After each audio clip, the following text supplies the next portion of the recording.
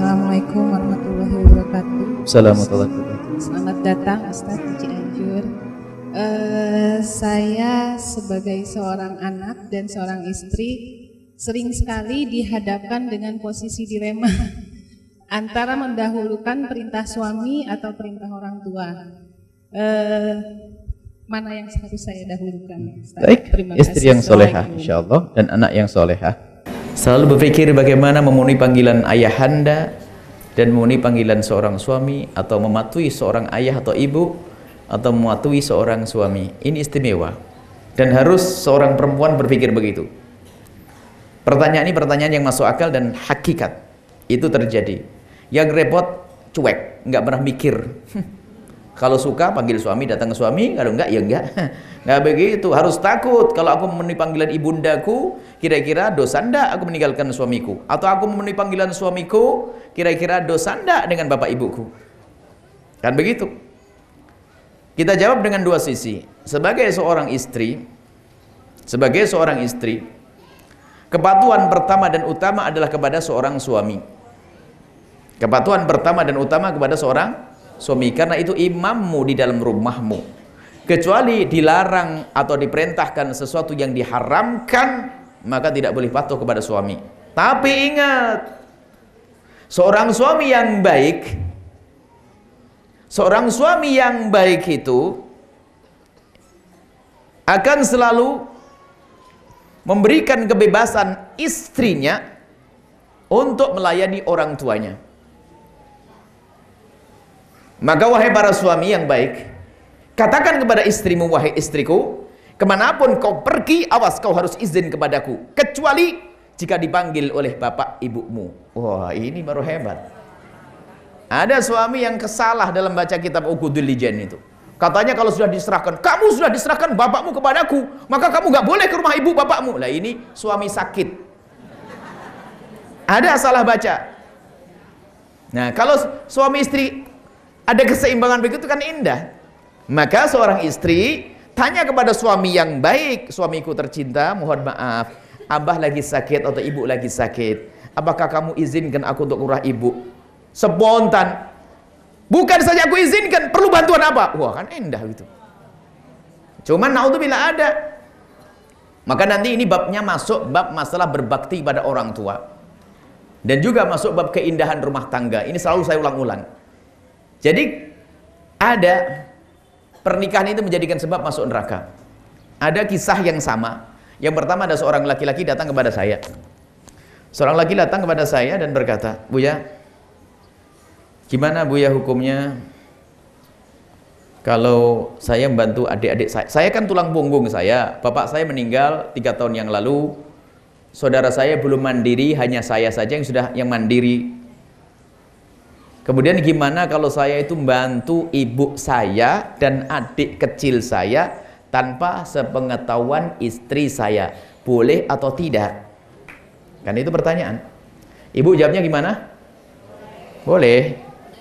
Nah, ntar dulu dong. Harus paham. Jawabannya adalah duitmu, duit siapa ini? Kalau duitmu sendiri tentu sangat boleh. Cuman sekarang saya mau tanya, ini yang penting Bu.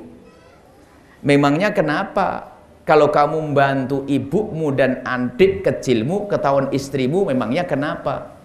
Langsung dia ngomong, aduh Buya pernah ketahuan cemberutnya sebulan.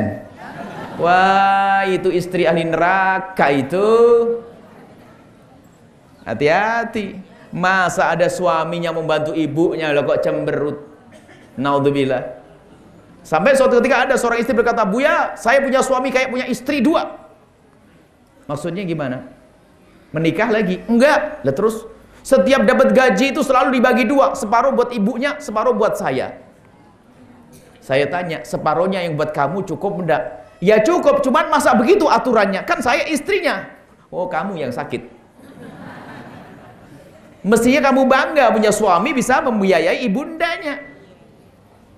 Cuman banyak orang sakit. Ada seorang istri begitu. Kalau sudah kedatangan mertua cemberut aja. Ada ini. Naudzubillah ini. Ini contoh. Ada lagi sebaliknya. Ada seorang istri tiba-tiba berkata, Buya alhamdulillah saya baru diangkat jadi PNS. PNS itu apa sih? Organisasi salah. Paham ya? PNS. Jadi saya punya gaji sendiri. Kemudian saya itu dari uang saya ini kalau saya berikan ibu saya boleh atau tidak? Saya berikan kepada bapak atau ibu saya tanpa sepengetahuan suami boleh atau tidak? Boleh enggak? Boleh. Tadi jawabannya sama, asalkan duitmu sendiri, bukan duitnya sang suami. Cuman saya tidak butuh yang ini sudah sangat jelas.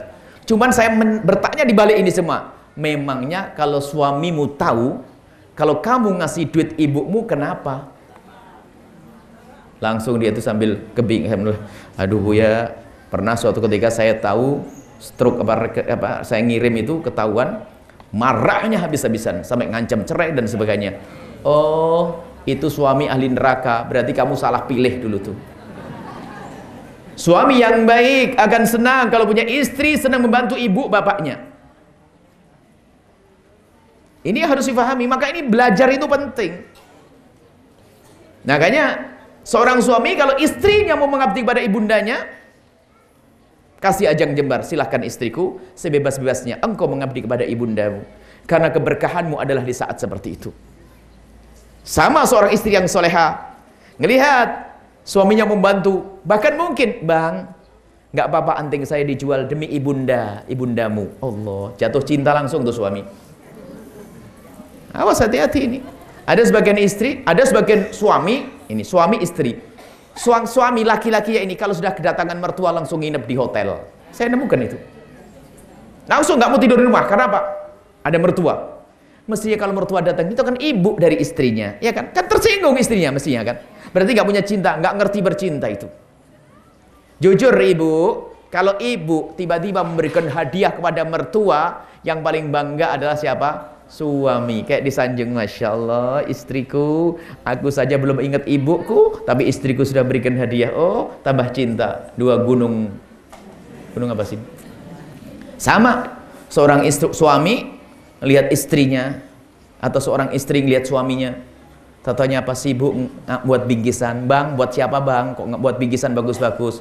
Ya ada aja, ada. Buat siapa sih? Ada aja. Tak taunya setelah terakhir apa?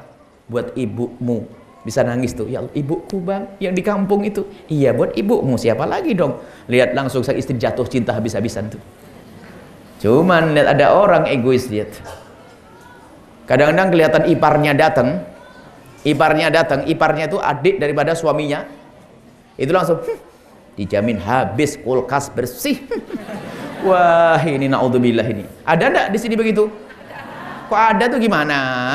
Nggak boleh ada, itu ahli neraka, bukan ahli majelis. Nah, nggak ada ya, nggak ada ya. Yang ada tobat, mau masuk neraka. Nah ini selesai ya, insya Allah seperti itu. Tapi imam, apapun yang anda lakukan, hendaknya bicarakan dengan sang suami.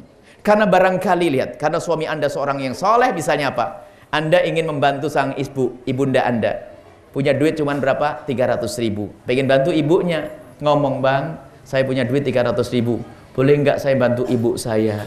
Karena anda benar caranya, suaminya kok baik. Ya Allah, kok cuma 300, ini saya tambahin 1 juta. Oh, kan indah. Hubungan suami istri itu yang baik. Harus seperti itu memang. Semoga Allah menjaga anda semuanya.